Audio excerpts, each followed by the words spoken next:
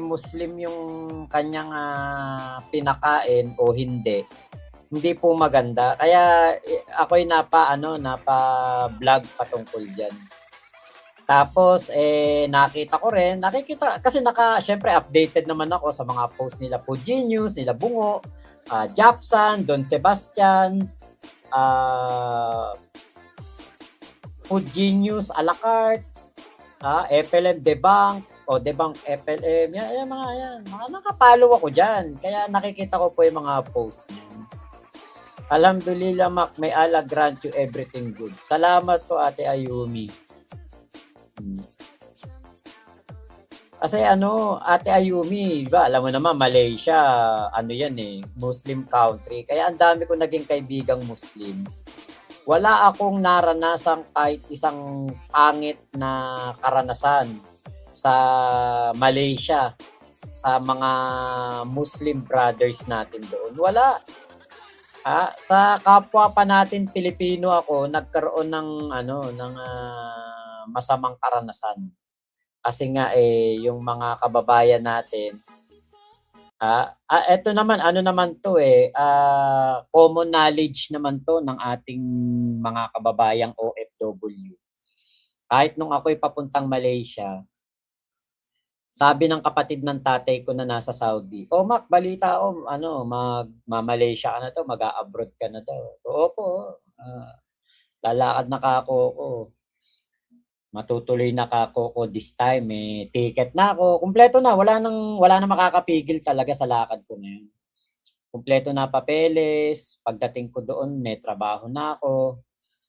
Ngayon, sabi sa akin ng tito ko, mag-iingat ka ha, kasi yung tito ko na yun, tatay ko kasi ang kauna-unahang nag-abroad sa pamilya ng tatay ko. Ngayon, pinasunod niya na yung mga kapatid niya, pinag-apply niya na rin ng Saudi kasi maganda noon ng Saudi around 1980s, 1990s. Ngayon, sabi sa akin ng tito ko na nasa Saudi Aramco nagtatrabaho yung tito ko Hanggang ngayon nandoon sa Saudi Aramco. Sabi, ingat ka sa abroad kahit saan ka mag-abroad, lagi ka mag-iingat. Opo. Salamat po. At mag-iingat ka lalo sa mga Pilipino kasi hindi ibang lahi ang magpapahamak sa'yo. Kapwa mo Pilipino ang sisira sa'yo sa abroad. Kaya nung dumating ako sa Malaysia, syempre hindi naman mawawala yung tiwala natin sa kapwa natin Pilipino at konti lang din naman mga Pilipino makakasalamuha mo sa trabaho, lalo na sa pinagtrabahuhan kong mall. Unang-una kong pinagtrabahuhang mall doon yung A3 A3 Mall sa ano ba pangalan ng lugar na yun? Nakalimutan ko yung lugar Basta sa yung A3 Mall na yun, sa may kalimutan ko yung mga lugar sa Malaysia. Dati kabisado ko yan Ngayon, tong A3 Mall na to, bagong bukas, doon ako nagtrabaho. Tapos, nung nagtrabaho ko doon, marami naman akong mga nakilalang Pilipino doon. Pero hindi naman kasi doon mga palabati ang mga tao, mga Pilipino. Hindi, kasi hindi din nila alam kung Pilipino ka kasi ang mga tao doon halos magkakamuka, mapa Pilipino, mapa Malaysian, mapa Thailand, mga Thai, mga taga Thailand o Singaporean, halos magkakamuka lang yung mga mukhang Pilipino, halos magkakamuka lang. Kaya ako nung nagtrabaho doon, marami naman ako mga naging kaibigan. Hanggang ngayon, kaibigan ko pa rin naman yung mga kaibigan ko sa Malaysia. May mga kumpare pa nga ako.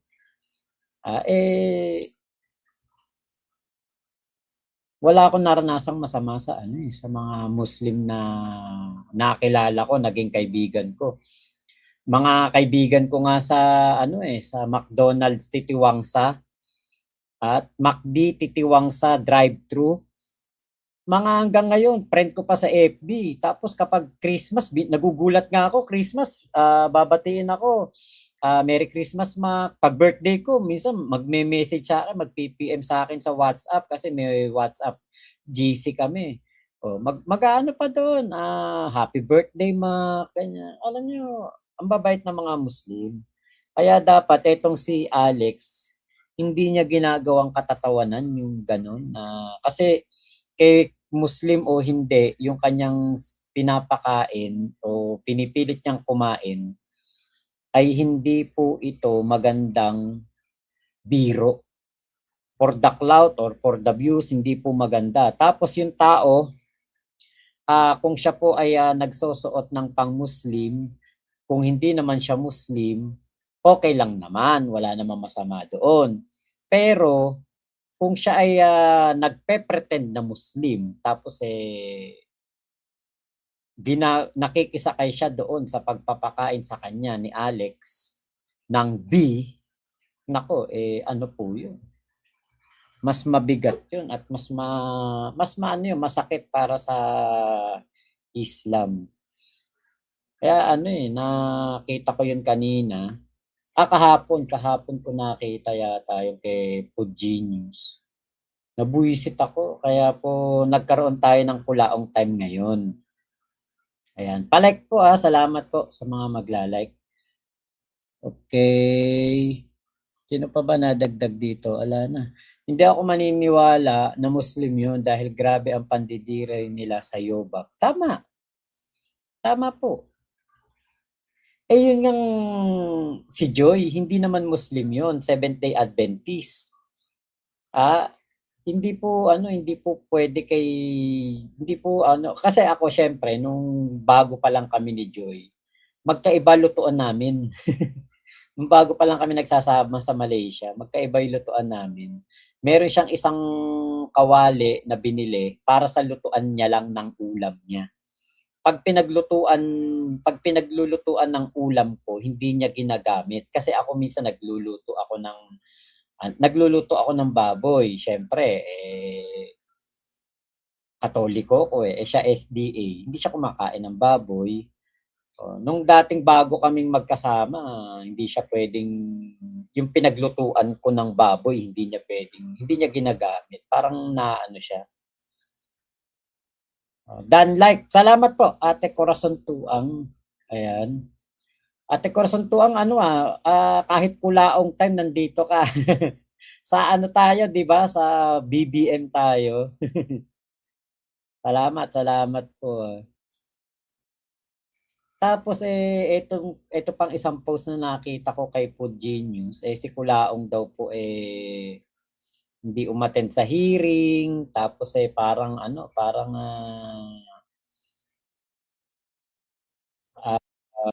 hilong talilong. Parang hilong talilong na sa kakabalik-balik sa mga kaso niya. Ginusto niya naman yan Tapos kanina dun sa live ni MG, na nanood ako ng live ni MG kanina, nalaman ko din na yun nga, mga kaso ni Norman ongoing talaga at diretso ang kaso, matagal lang talaga ang justice system. Given knowledge naman na yan, matagal talaga ang pagkilos ng hustisya dito sa ating bansa, kaya po matagal din ang pinaglalagipan ni Kulaong sa labas. Pero sigurado ko si Kulaong, ramdam niya na yung hirap din na dinaranas niya, na parang wala siyang kakampi. Parang wala siyang kasama sa buhay. Nararamdaman niya na rin siguro yan. Mukhang basang sisiw daw. Tama po, yun nga. Mukha nga daw basang sisiw at kawawang kawawa. Yun yung ating dito. Ito yung atin pong video na ewan ko ba dito kay Alex, Diyos ko, gustong talagang sumikat nito. Parang si Kulaong, gustong sumikat sa masamang paraan o sa hindi maayos na paraan. Malago na naman ang buhok ni Tito Norms. Oo, tsak na malago na naman ang buhok niyan. Masarap na namang kalbuhin yan. Mukhang maliligayahan na naman yung taga-kalbo doon sa kulungan ng CIDG. o ng PNP kapag yan nakulong na naman. Ito, ito yung video. Ayos lang. Ang Arabo na pilitang kumain ng baboy ay walang ibang order. Kahit haram. Haram is for you, but I command you to eat a pig, pork. Are you understand? Yes, boss. If you are with me, you eat the food, the pork food. Go.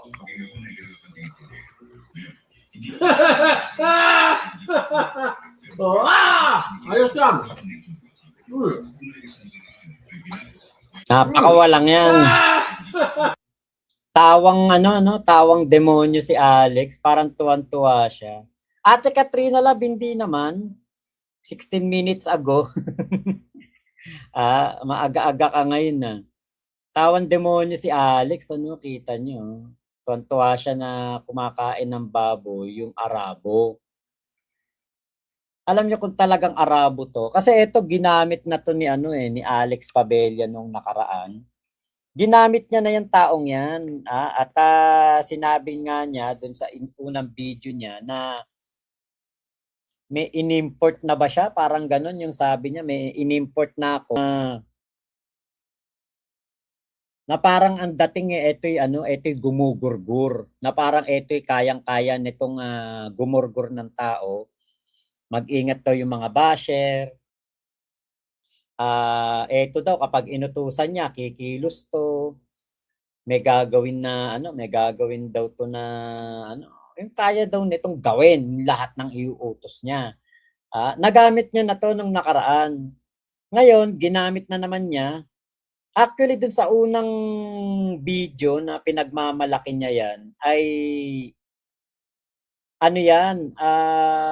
nakasuot ng pang-Arabo. Tapos ngayon, hindi naman siya nakasuot ng pang-Arabo. Tapos parang dirin-diri siya dun sa baboy. Alam niyo, meron akong kaibigan na naging manager namin, kaibigan namin. Nagpunta silang Boracay. Malaysian siya, Malaysian. Sikat na sikat nga yung Boracay. So, punta siya ng Boracay, bakasyon siya. Parang 5 days, 5 nights, ganun yung pasyal niya sa Boracay. Ngayon, nung time na yon parang umaga, nagutom siya, naglakad-lakad siya sa sa Boracay. Naghahanap siya ng makakainan ng breakfast. Ngayon, meron siyang nakita na kainan daw, may tindang isda. O di in-order niya daw yung nakita niya sa picture, isda. O di order daw siya. Ngayon, etong kasing manager namin na to, ba siya, yung parang adventurous, ganyan. Umakyat nga to doon sa ano bang vulkan yun, yung sa Indonesia. Nakarating siya doon sa Indonesia. Yung mataas na vulkan o tawag dito, bundok sa sa Indonesia. Tapos ilang beses na rin siya nag-Thailand, ganyan. Ngayon nung kinukwento niya sa akin na nasa Boracay siya, umorder siya ng isang isda. Sa pagkakaintindi ko, kasi sa sa kinukwento niya, parang garlic rice, may egg, parang bangusilog, yung isa niyang na-order. Ngayon, meron siyang isang na-order, kasi parang hindi sila magkaintindihan daw nung kausap niya, hindi gaano marunong mag-English, at kabubukas lang ng tindahan, parang lang yung nandun daw, parang caretaker lang o basta hindi maalam sa English.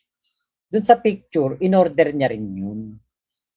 Di ngayon, dinala na yung pagkain. Di luto na, order siya daw ng kape, tapos kain siya.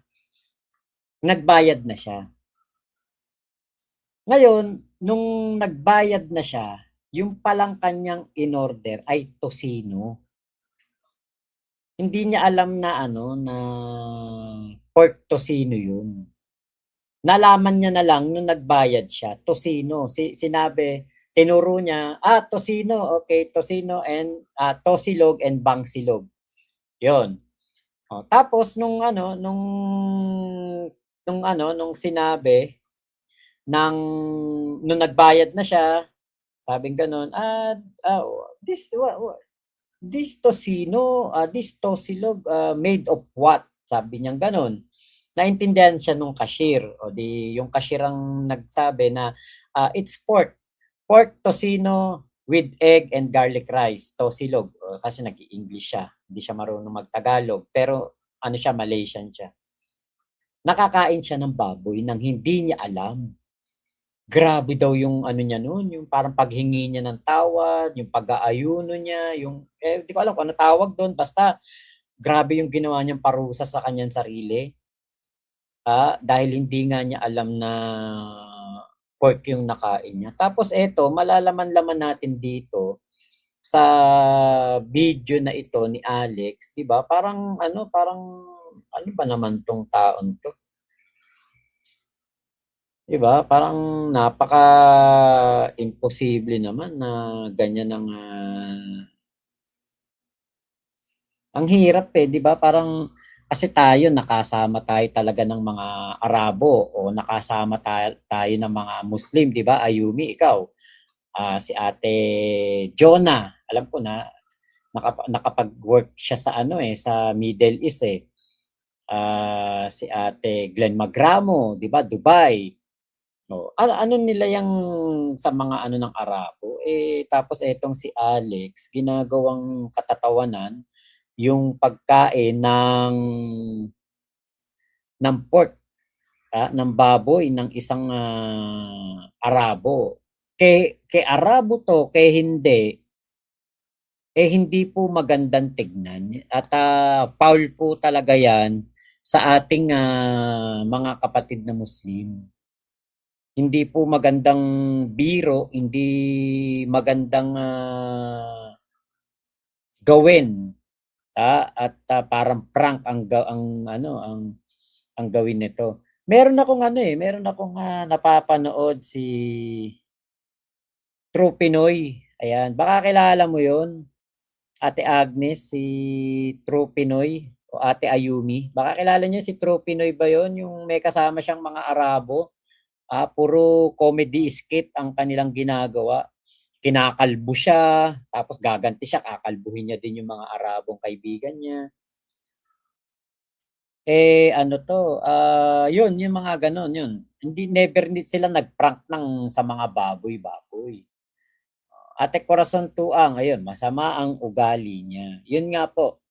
Kasi diktador ang datingan nitong si Alex. Kasi nga po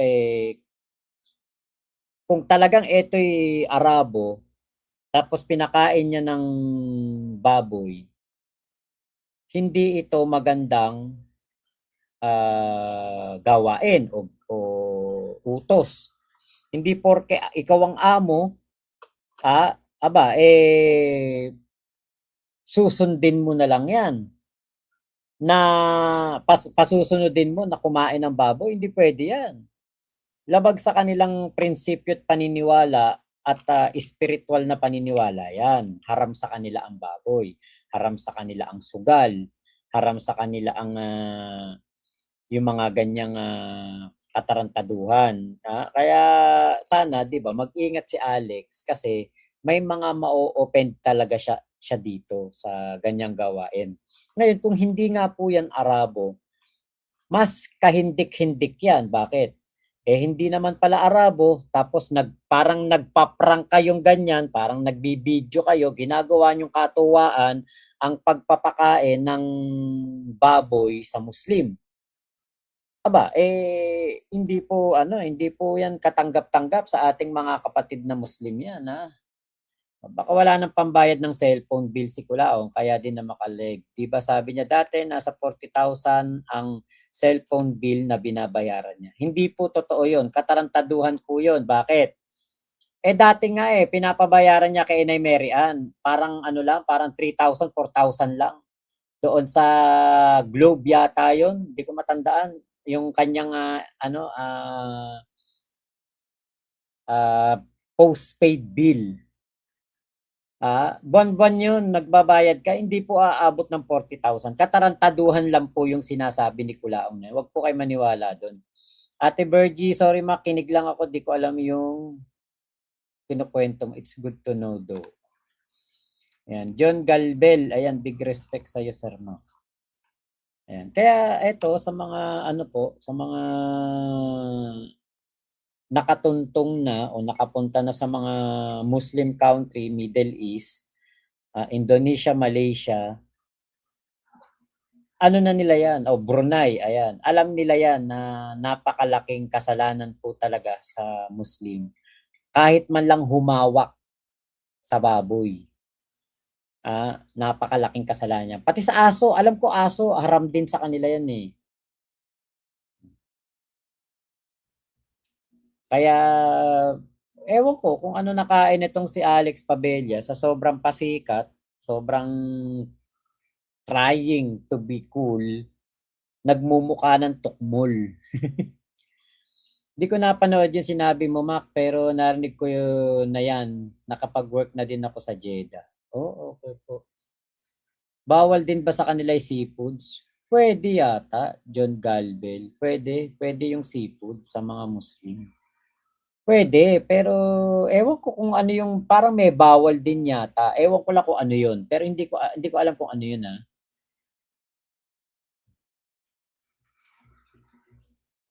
Okay. Kilala mo yun, Ate Ayumi, si ano?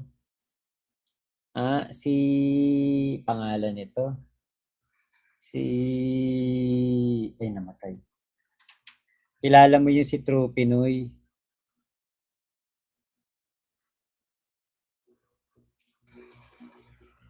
Wamirok. Kurimaw. Sino to Kurimaw? Kurimaw, shoutout sa'yo ha. Ngayon ko lang nakita siya eh. Kilala niya si Ate Agnes saka si Ate Virgie. Oh. Diba? Kaya sana mag-iba na lang ng ng content si Alex. Puro katarantaduhan na lang, pero wag mong idamay ang mga Muslim. Wag mong idamay ang Islam at ang mga mga Arabo ganyan. Parang racist ang dating eh. Tapos isa pa, napakaraming pwedeng i-content. Napakaraming pwedeng i-vlog. Nauubusan ba kasi sinasabi nitong si Don Sebastian sa ni Debunk FLM bobo daw tong si Alex Pabella. Nauubusan kaagad ng content, 'di ba? Kasi kunwari tayo mga Katoliko, 'di ba? Ayaw din naman natin syempre na tayo ay maganyan, 'di ba? Ewan ko ba dito kung bakit ganyan kabugok ang content ni Alex Pabella. Hindi bagay sa kanya eh. SJE69, watching you Mac from Chicago, USA. Jeff. Okay po, Jeff ang pangalan. Okay po. Ayun lang, masyadong mapaglaro si Alex Pabella sa kanyang mga content ngayon. Ngayon, puntahan naman natin to.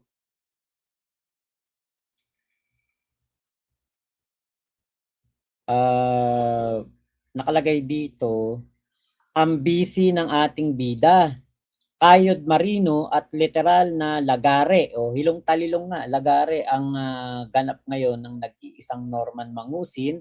Kung ang iba bida sa pelikula, pabango o kape ang ine-endorso, ang bida natin ngayon sa Paranaque, magkasunod na kaso ang inatenan.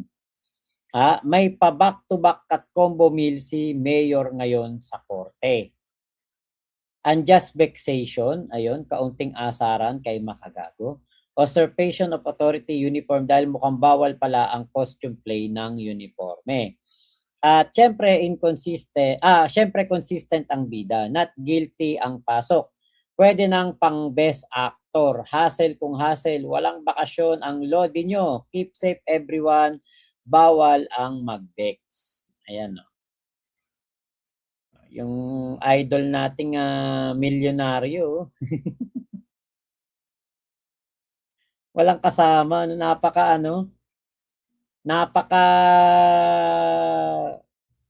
lonely.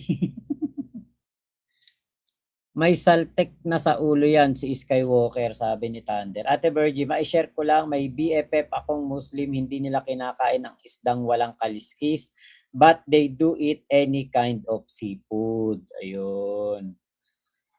Yes, Mac, totoo. Oo, pati aso. Ayun. Diba? Na ano ko na, pati aso.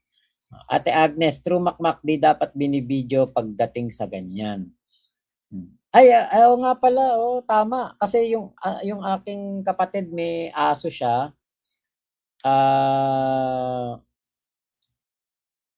Ano ba yung Shih Tzu ba 'yon, yung aso niya? Basta nasa mall kami noon, tapos parang merong mga kababaihan sa escalator. Parang takot na takot doon sa aso. Kalapastanganan sa mga Muslim yan, di biro ang mga ganyan. Kaya nga lapastangan tong si Alex Pabelle. No? Sa bagay, siya naman mapapahamak diyan kung makarating talaga yan sa sa Muslim affairs. Kung may mga